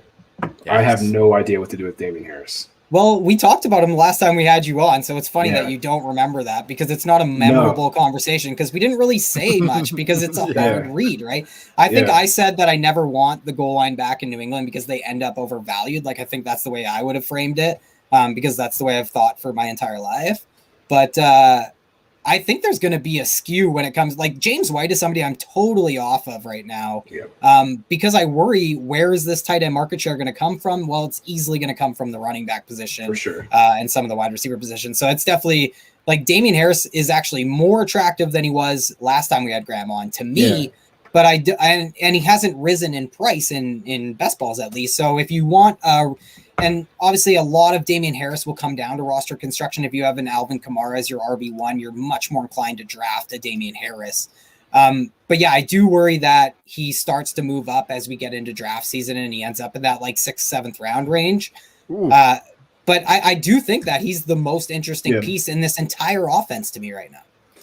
I think the tough piece is that you can't say that Damian Harris is going to be the goal line back, unfortunately. I think like Cam Newton playing Cam Newton playing the role of Mike Tolbert is their goal line back, and like, I just think like Ty, I love Damian Harris. I was big into him last year because of Sony's injury, and I thought, he's in line for 240 carries and 25 red zone carries, but he was not because of Cam Newton. And so like, I'm not off Damian Harris. I think he's probably, a bit of a perfect storm away from being a great running back for us. But I think, of any of these running backs that is going to offer any sort of production, I think he's got easily the most upside, even off of like maybe some big plays if he can get some consistent carry volume, which I really hope he does. Yeah, I do think the Henry and Smith signing changes Harris's outlook a little bit, because like the Titans use Jonnu Smith a lot as a blocker, and granted that's because they ran the ball a ton,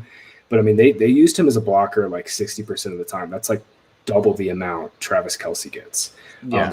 They're going to use. I mean, they're going to. Now use he has Henry beside him instead of Ferkser, and Ferkser cannot block at all. Exactly. Yeah, Ferkser is basically a slot receiver. Yeah, so I think having those extra blockers on the field in every place is going to help. I might have to put that note down under my Jonnu, because, maybe you have swayed me there to Jonnu. Like if Hunter Henry's left in to block a ton, which is extremely likely now that I think of it, that's a good feather in the cap towards Jonnu, I think. And just a crazy stat here with Cam, like over the last 40 years, he has the 2 highest rushing totals, touchdown totals. As a rookie, Cam scored 14 rushing touchdowns. That's like, number 1 in the last 40 years. And then a decade later, it took him last year to get back to a dozen rushing touchdowns. So it's just crazy how he could do it, in his rookie season and then 10 years later. And he had 22 carries from inside the 5-yard line last year, which has to be a record for a quarterback. It was more than Josh Allen and Kyler Murray combined. He's Mike Tolbert. He is Mike Tolbert. Only Zeke and Dalvin Cook had more total goal line carries than Cam last year. His 22 goal line carries in 2020 would have led the NFL in 2019.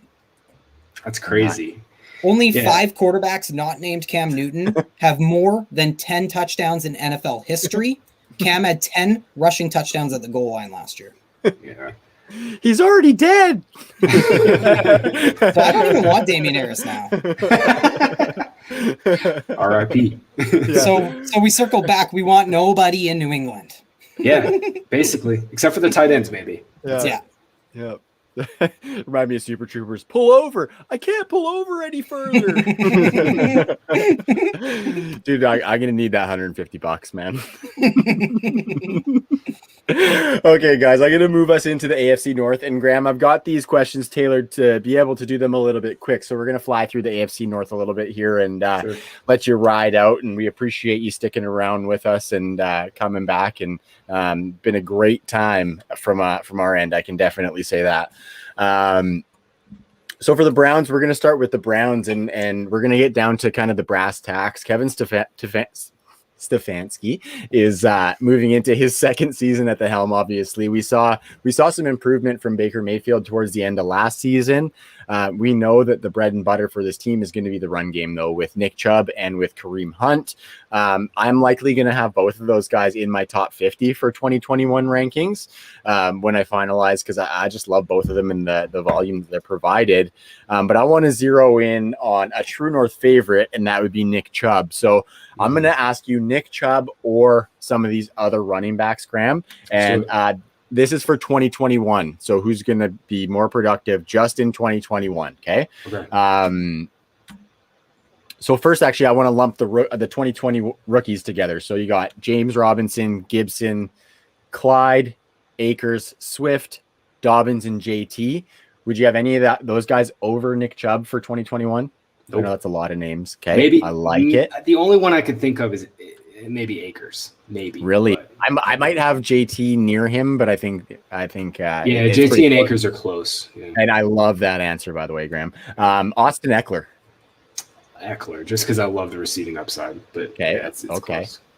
Ekeler Chubb is a great way to start your running back draft. Oh my goodness! You have everything. You have everything. Yeah. And I just really quickly, I just want to butt in because we haven't talked about this, but I have noticed this a ton in best ball is going running back to start, especially if you're at the turn there, is actually doable this year because of the plethora of wide receiver depth that we're we're coming into. And there's a lot of hit rate stuff I could dive down into, but drafting a wide receiver in that 13 to 24 range is where we're getting a lot of those breakout wide receivers. And they're almost just as likely in the last like 2 years or so to finish in that 6 to 12 range as somebody you draft as wide receiver 1 to 12. So just throw that out there. The roster construction is working out, and Austin Ekeler and Nick Chubb have been the start to a lot of my best ball teams. Yeah, dude. And you could literally just not touch running back until like the 8th round.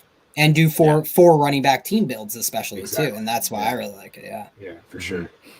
Yeah, so I don't think I need to list any names. I think it's fairly safe to say you're probably going to have Nick Chubb as like a top 10 running back for 2021, Graham. Yeah, for sure. I need to go back and redo my best ball rankings through like free agency and all the moves and stuff. But yeah, I think I'm gonna have Chubb over. I'm gonna have Chubb over JT. I think I'm gonna have Chubb over JT. Nice. Just because the Browns are running everything back. You know, Agreed. It's exactly the same, and that offensive line's fantastic. So, and that was their first year in that system. Yeah, that's scary. Good call. Yeah, man. Yeah, I that's a tongue twister you came up with there. Stefanski second season. Stefanski second season. Yeah, nailed it. I'm a rapper. Brett. Okay, so yeah. No, go ahead, please. No, I thought you were going to ask me about my rap prowess, and I am like totally on board for answering. Was that mixtape coming out? I don't know, but it's going to overshadow Lebs for sure. Oh, will it be better than Cole Beasley though? Because Cole Beasley's like actually not terrible. So frustrating how good he is. It's dope, actually. I don't think it would be better than Beasley. Actually, much respect to Beasley. Before I heard it, I was like, Cole Beasley is probably garbage. Yeah. But then I heard him, and I'm like, are you fucking kidding me? As far as like going into a Roland Emmerich movie, like you think it's gonna be bad, and then you watch it, and it's like that really wasn't that bad. Yeah, well, Lev Bell is M. Night Shyamalan, at least the recent version of M. Night Shyamalan. 100%. And neither of them can hold a candle to Antonio Brown. Forces at work that is simply beyond our understanding. Okay, so we're going to go into the Bengals, and I got one question for you, Graham. Gio Bernard was cut. Is it finally time for Joe Mixon to get some bloody targets? Yeah, I tweeted this out a couple days ago, but Mixon was actually like kind of transitioning into that every down role we wanted him to be in. He was 7th among running backs, tied for 7th with Montgomery in routes run from week 1 through 5. And then he had that like mysterious foot injury that the Bengals were like, oh, he's fine. And then it turned out not to be fine at all. Man, they just paid Mixon all that money last year. I think they shut him down because the foot injury was way worse than expected. Bengals like have the second worst injury stat behind Washington. Like it's pretty clear now. Nice. And the worst everything else from owner to GM to scouting department. Man. But I really haven't done any best ball drafts at all. But I was going through ADP just for free agency stuff. And the fact that Mixon is going in the 3rd round right now. Yeah. If you go receiver, Mixon is your RB1. Ooh. That's nice. Yeah, that'd be really nice. And last time we had you on, Graham, you said that you are going to be really honing in on him right around that. If his price was to drop, was the context we were talking about, how Mixon's always been drafted at a ceiling. And basically that was where you came down on. And it's really guided me through my best ball. So thank you. Yeah.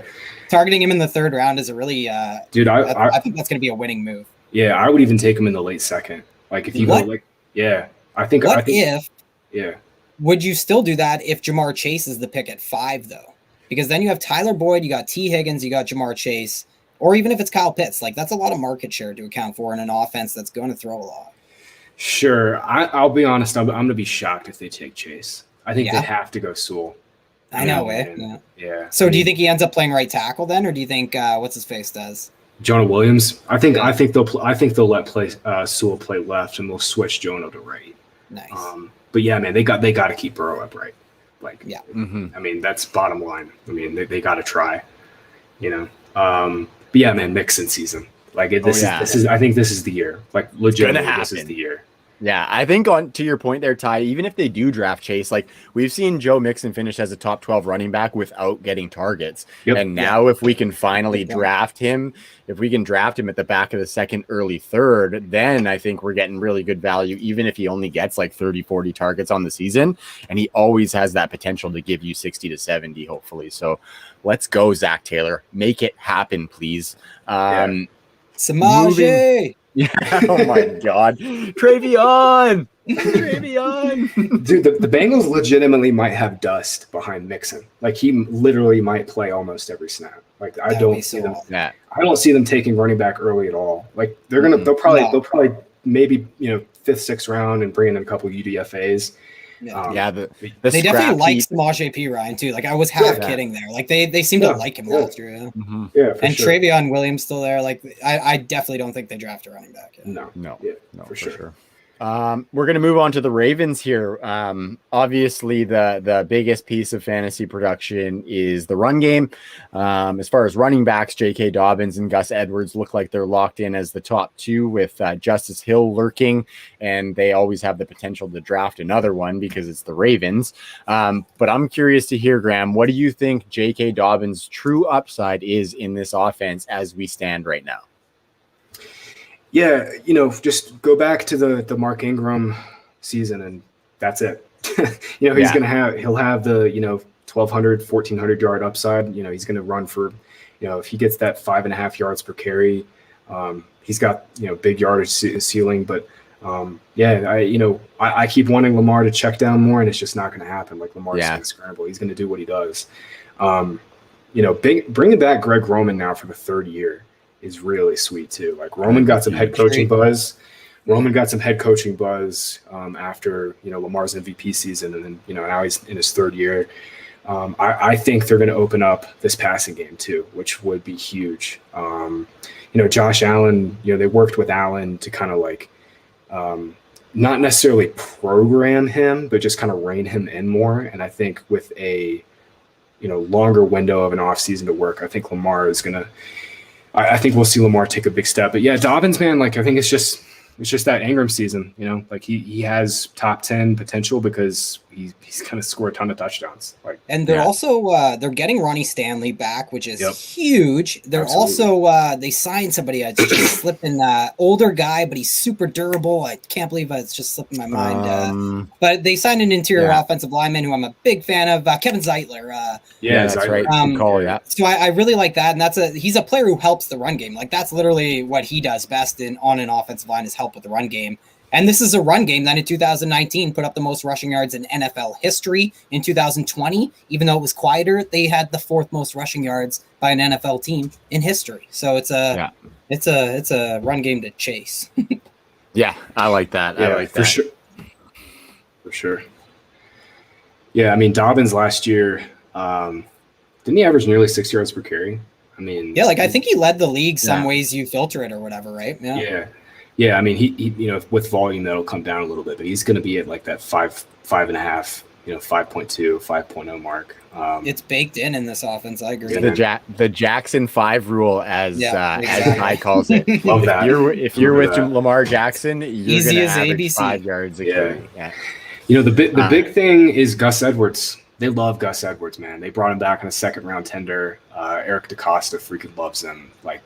Edwards is going to be involved, and I think that's what's truly going to cap Dobbins from being like a top 6 running back. I think top 12 is very doable, but like that true ceiling, it's going to be Edwards taking a lot of carries, especially in between the 20s.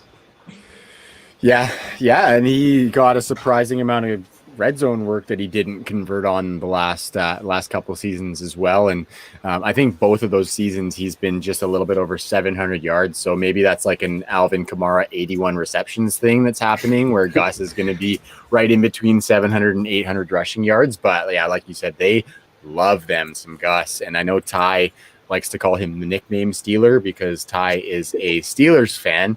I just don't like some guy getting called the bus. You can't just go taking a guy. I'm with you. I'm not even poking fun, Ty.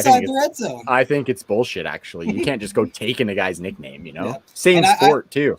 I think JK Dobbins' biggest upside is that he can score 20 touchdowns because I really think he might monopolize the goal line touches because Gus fumbled a couple times there. Like he really has not been very good at scoring touchdowns in his NFL career. And I don't have the number in front of me, but I think off the top of my head, like Lamar only had like 2 or 3 carries inside the 5. Like they just they don't really use him like they use Josh Allen up in Buffalo. So Dobbins definitely has more touchdown upside than any by far than the Bills backs. I like it, fellas. Okay, and the last team, Ty, is your Steelers. There's lots of smoke, Graham, around them taking a running back in the first round. There's some talk about some offensive linemen as well, but I'm curious as far as the running backs go. Do you think they're actually going to pull that trigger with the 24th overall pick? And if you do, who do you think they take at that pick? Yeah, so I mean, just logically, they got to go offensive line. This has been one of the worst run blocking offensive lines in the last 2 years, and now they're losing Pouncey. Like, man, they're bringing Big Ben back. Like, Ty, I want to ask you about that, but like, man, they got to go linemen. Harris would be the dream if they do decide to go running back. That would be the dream because like my comp for him is literally Lev Bell. Yeah, me too, man. Big back, super shifty, doesn't have home run speed, super fluid route runner. Like they might see Lev Bell 2.0, but I think they got to go O-line. I think it's questionable. Like I think this, like how many offensive tackles are off the board, right? Like I plan to do this. I know I'm running out of time here, and I've probably said this to you off air, Trav, but I want to do a study and find, say the sixth offensive tackle that goes off the board, see their career arc compared to the top running back in each class, because I just think it's such a sure bet, and you have to put some stock in getting this pick right when you have such a limited window of opportunity with Big Ben here. So I think it's way more real, and the whispers are not just like Kevin Colbert's an impossible person to get anything off of from a press conference or anything like that. Mike Tomlin has never met a press conference he hasn't won. So it's really hard to you really have to have your ear to the grindstone, but the whispers from the smartest people in Steelers Nation do think that it's a really serious possibility that they actually do go running back. But I think that it will come down to, are there 4 offensive tackles off the board? Are there 6? And again, I do have that weird feeling that maybe they fall in love with Najee Harris or Javonte Williams, seeing them exactly like Graham said as kind of that Le'Veon Bell. And I don't think it can be understated just how incredibly bad this running game has been in Pittsburgh. And with Matt Canada coming in, with the past history of early career Big Ben, we have this framework that we can apply and let our team win on defense and control the clock and everything. It's not exciting. Might not be great for Chase Claypool, for Deontay Johnson, for Juju Smith-Schuster, who cares about him? But it might not be great for those guys, but I think they're definitely placing a huge emphasis on the run game, and that might extend so far as to them taking Najee Harris or Javonte Williams at 23, or trading back and doing so. Yeah, I mean, because they can't wait till the second round. That would be my finishing. 55 overall is their next pick. Yeah. The Steelers have kind of 4 years ago, they had one of the 5-6 best offensive lines, and because they are typically drafting in the back half of that first round, I mean, you're right. Like they've just not really had the opportunity to go after it.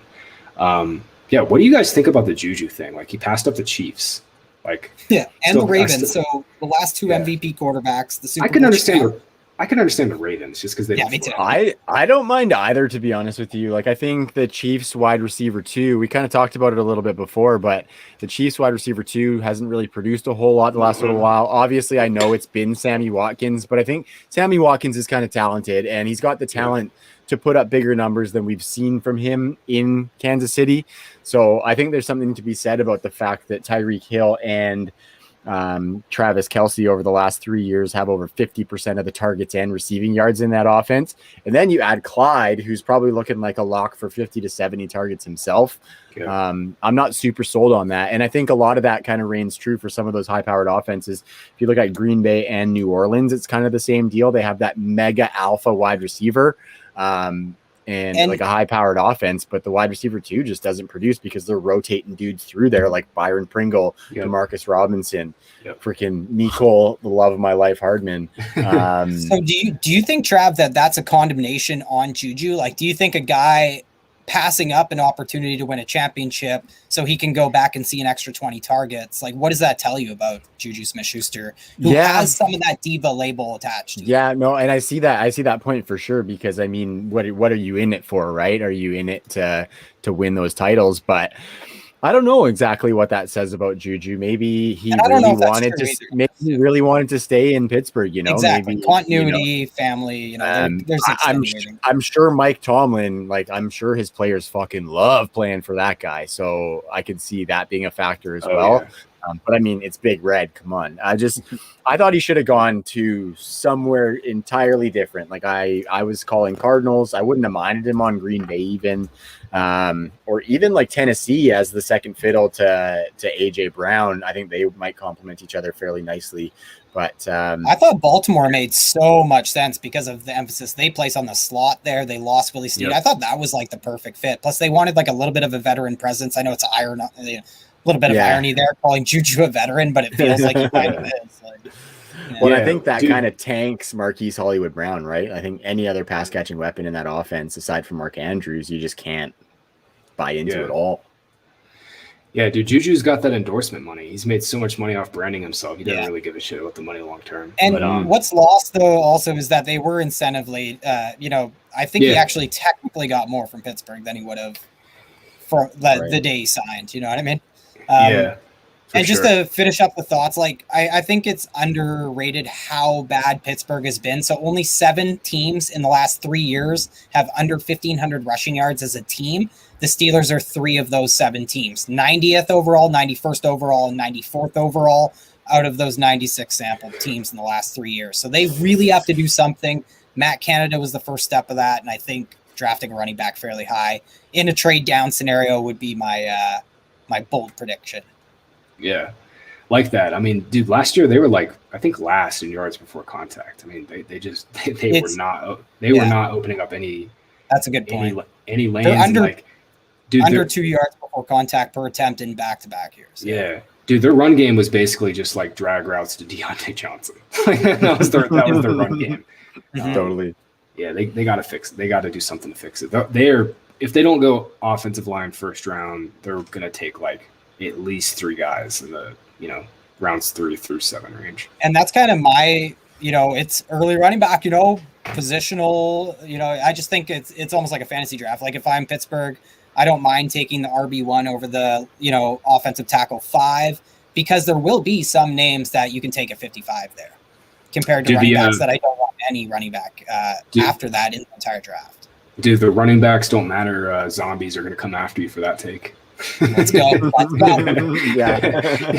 I'm a huge running back. You're going to start taking them down. But I also think that, it is kind of like an imperfect marriage. Like even if a running back goes there 23, they might end up getting overvalued in fantasy because it's not the greatest landing spot. Like, there's a lot of opportunity there. But it could be another season where the Pittsburgh Steelers have the worst yards per carry in football. For sure. Hey, if they don't go running back, my guy, Anthony McFarland, it's going to happen. Let's go.